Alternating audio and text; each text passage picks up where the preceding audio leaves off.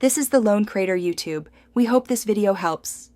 In this video, I will compare Notion database inline versus full page. Let's start by understanding inline databases. These are seamlessly integrated into any Notion page, appearing directly within your content. They are perfect for adding quick, contextual information, like a small task list within a meeting note. You get immediate access to your data without navigating away, making them incredibly convenient for on-the-fly organization and keeping related information in one place. Now, let's explore full-page databases. Unlike their inline counterparts, these databases command an entire Notion page, offering a dedicated and expansive workspace.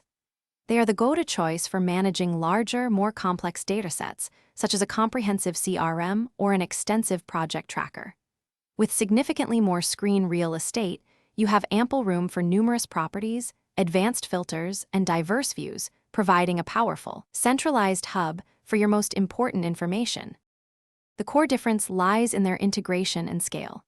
Inline databases are about context and quick access, perfect for small, related lists directly within your notes. Full-page databases, however, are about dedicated management and comprehensive views, ideal for large, standalone systems. While inline options are faster to set up within existing pages, full-page databases provide superior control over layouts, advanced filtering, and a more focused environment for complex data structures. So, which is better?